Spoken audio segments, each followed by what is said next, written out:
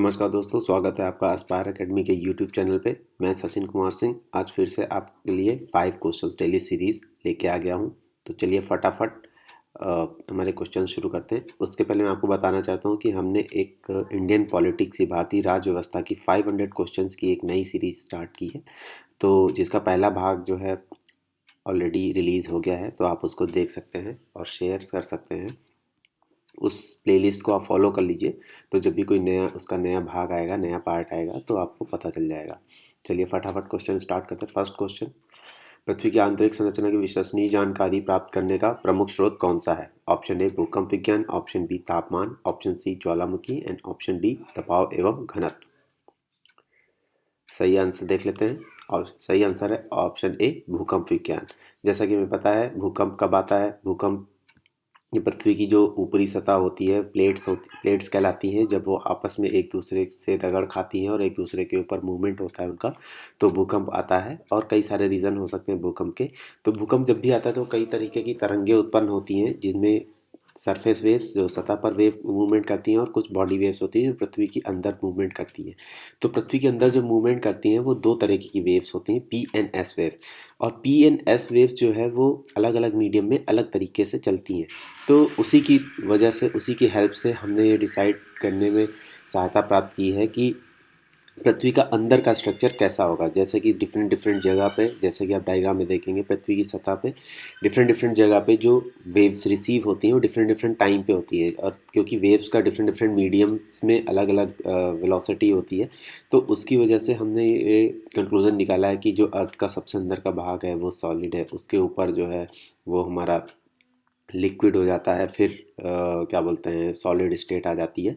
तो अर्थक्वेक जो है बहुत ज़्यादा हेल्पफुल है इनडायरेक्ट वे में, जो अर्थ का इंटरनल स्ट्रक्चर है उसको पता करने में। अच्छा, अर्थ का स्ट्रक्चर हम डायरेक्टली पता नहीं कर सकते, क्योंकि बहुत ज़्यादा जैसे हम अर्थ के अंदर ज़मीन में जाते जाते हैं, जो तापमान है वो काफ़ी तेज़ी से वृद्धि करता है, जिसकी वजह से बहुत ज़्यादा अंदर, ज़्यादा से ज़्यादा 12 किलोमीटर तक हम अंदर जा पाए हैं। उससे ज़्यादा अंदर जाना पॉसिबल नहीं है, बहुत ज़्यादा टेम्परेचर होने की वजह से। अभी भी इस पर रिसर्च चल रही है, but with the help of earthquake and PNS waves we are able to understand कि अर्थ का जो इंटरनल स्ट्रक्चर है वो किस तरीके से है and how it is layered. ठीक है, नेक्स्ट क्वेश्चन पे आ जाते हैं। क्वेश्चन नंबर 2, पृथ्वी की पपड़ी यानी कि अर्थ क्रस्ट की ठोस चट्टानों के नीचे जो पिघला हुआ पदार्थ होता है वो कभी कभी ज्वालामुखी के उद्गार के साथ धरती के ऊपरी तल पर आ जाता है, उसे क्या कहते हैं? Option A magma, option B maquis, option C marsh and option D meseta. Attempt करिए इसको। तो जैसा कि हमें पता है जब भी अर्थक्वेक आता है तो एक सेमी सॉलिड लिक्विड टाइप का जो मटेरियल है वो अर्थ के बाहर आ जाता है, उसको क्या कहते हैं? सही आंसर है मैग्मा, ऑप्शन ए। तो जब भी कभी ज्वालामुखी फटता है तो अर्थ की जो अंदर की लेयर, जैसे हमने पिछले क्वेश्चन में देखा कि अलग अलग तरीके की सॉलिड स्टेट, लिक्विड स्टेट, इस तरीके स्टेट्स में है।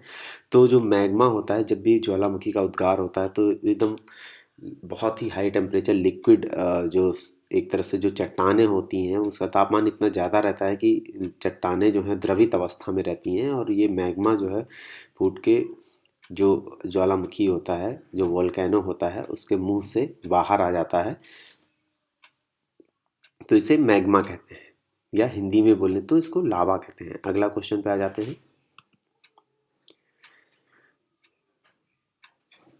गरीबी रेखा से नीचे जनसंख्या का न्यूनतम प्रतिशत अंकित है? ऑप्शन ए जम्मू कश्मीर में, ऑप्शन बी पंजाब में, ऑप्शन सी हरियाणा में, ऑप्शन डी गोवा में। तो क्वेश्चन पूछ रहा है कि गरीबी रेखा से नीचे न्यूनतम प्रतिशत, मतलब किस राज्य की जनसंख्या में गरीबी रेखा का जो न्यूनतम प्रतिशत है। नेक्स्ट आंसर देखते हैं। आंसर है गोवा। तो गोवा राज्य जो है वहाँ पर जो भी हमारी सेंसस होती है, हर कमेंट करके बताइए कि कितने साल में सेंसस होती है, जो जनसंख्या होती है, और सबसे पहली जनसंख्या कब हुई थी, जनगणना कब हुई थी। तो सही आंसर है गोवा।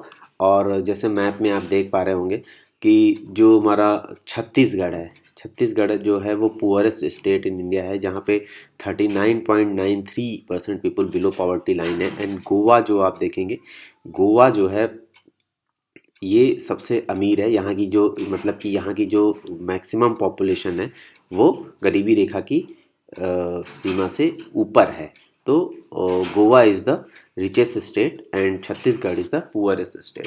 और जैसे आप देखेंगे साउथ में भी जो स्टेट्स हैं वहाँ पे भी अच्छा खासा डेवलपमेंट है। हिमाचल प्रदेश, पंजाब, जहाँ पे हरित क्रांति का अच्छा खासा फ़ायदा हुआ है, वहाँ पर भी जो जनसंख्या है जो गरीबी रेखा से नीचे है काफ़ी कम है।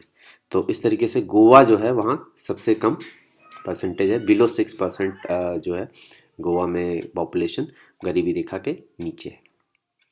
नेक्स्ट क्वेश्चन पे आ जाते हैं। क्वेश्चन नंबर 4, मानव विकास सूचकांक यानी कि HDI ह्यूमन डेवलपमेंट इंडेक्स किस अर्थशास्त्री की देन है? Option A Adam Smith, option B Amartya Sen, option C Keynes and option D Mahbub ul हक। अटेम्प्ट करिए इसको, अक्सर ये क्वेश्चन पूछा जाता है, अर्थशास्त्र से, इकोनॉमी से रिलेटेड है। इकोनॉमी का पोर्शन जहाँ पे भी आता है वहाँ पे ह्यूमन डेवलपमेंट इंडेक्स से एक ना एक क्वेश्चन जरूर आ जाता है। तो सही आंसर है इसका ऑप्शन डी महबूब उल हक। महबूब उल हक जो है पाकिस्तान के फाइनेंस मिनिस्टर रहे हैं। तो इन्होंने मानव विकास सूचकांक ह्यूमन डेवलपमेंट इंडेक्स का कॉन्सेप्ट दिया था कि जो मानव का विकास है वो किन सूचकांकों का किस मात्रक पर मापना चाहिए। कमेंट करके बताइए ऐसे कौन कौन से मात्रक हैं जिस पर ह्यूमन डेवलपमेंट इंडेक्स डेवलप किया गया है, और कंट्रीज़ को उनके उन मात्रकों के जो विकास है, जैसे शिक्षा का विकास है, हेल्थ केयर का विकास है, हेल्थ केयर का डेवलपमेंट है, तो उसके बेसिस पे रैंकिंग दी जाती है। तो हर साल कमेंट करके ये भी बताइए कि कौन सा ऐसा संस्थान है जो हर साल ह्यूमन डेवलपमेंट इंडेक्स यानी कि HDI जो है रिलीज़ करता है। ठीक है, नेक्स्ट क्वेश्चन पे आ जाते हैं। लास्ट क्वेश्चन है आज का हमारा, क्षेत्रफल की नज़र से विश्व का सबसे बड़ा डेल्टा कौन सा है? बहुत ही इंपॉर्टेंट क्वेश्चन है। ऑप्शन ए नील नदी का delta, option B Sundarban delta, option C Amazon नदी का delta and option D Mississippi नदी का डेल्टा। सही आंसर देख लेते हैं। सही आंसर है सुंदरबन डेल्टा। सुंदरबन डेल्टा जो कि इंडिया और बांग्लादेश में स्थित है, हमारे गंगा और ब्रह्मपुत्र नदियों का डेल्टा है। अगर आप मैप में देखें तो जो ये ट्रायंगुलर एरिया आपको दिख रहा है दिस इज सुंदरबन डेल्टा, और उसको अगर और जूम आउट करते हैं तो जो ये ट्रायंगुलर एरिया दिख रहा है, यहाँ पे त्रिभुजाकार आकृतियाँ दिख रही हैं, ये डेल्टा है। अच्छा, डेल्टा ये वो होता है जहाँ पर जो नदियाँ हैं वो समुद्र से मिलती हैं। तो नदियाँ जो भी डिपॉजिट्स जो भी बहा कर चीज़ें बहा के लाती हैं, मिट्टी बहा के लाती है, वो डिपॉजिट करती जाती हैं, तो एक डेल्टा बन जाता है जो कि सुंदरबन डेल्टा। भारत में गंगा और ब्रह्मपुत्र का जो डेल्टा है वो सुंदरबन डेल्टा कहलाता है, जो कि विश्व का सबसे बड़ा सुंदरबन डेल्टा है। ठीक है, तो इस तरीके से हमारे आज के 5 क्वेश्चन समाप्त हो जाते हैं। होपफुली आपको मज़ा आया होगा इनको अटेंड करने में। तो हमसे अपडेट जुड़ने के लिए और सारे अपडेट रिसीव करने के लिए हमारा टेलीग्राम चैनल ज्वाइन कर लीजिए @GS with सचिन। आप टेलीग्राम पे जाएंगे, वहाँ पे सर्च करेंगे @GS with सचिन, तो आपको इस तरीके का लोगो आ जाएगा हमारा एस्पायर एकेडमी का, और उसको आप ज्वाइन कर सकते हैं।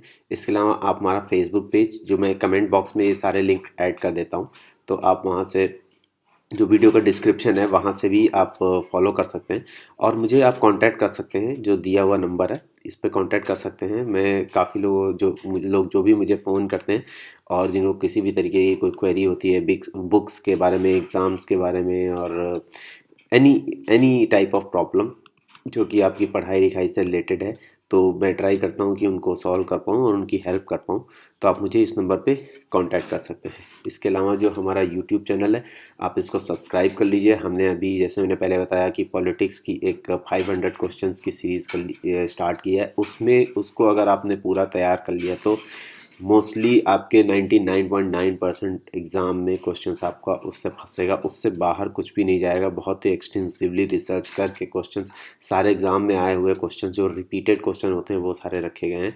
तो हमारे चैनल को सब्सक्राइब कर लीजिए, और जो हमारा जो बेल आइकन है उसको ज़रूर आप क्लिक कर दीजिएगा, जिससे कि जब भी नया वीडियो आता है कोई भी अपडेट आती है तो आपको कैलकुलेशन जो भी है नोटिफिकेशन आ जाएगा। प्लस लाइक कर दीजिए हमारे वीडियो को, आप शेयर कर दीजिए, और कमेंट में जो भी हमने क्वेश्चंस में पूछा आप उसको कमेंट करके हमें बता सकते हैं। ठीक है, तो इसी के साथ आज के लिए इतना ही। कल फिर मैं आपके लिए 5 नए क्वेश्चंस लेके आऊँगा और डिस्कस करेंगे उन पे, जानेंगे उनके बारे में। तब तक के लिए जय हिंद, जय भारत, धन्यवाद।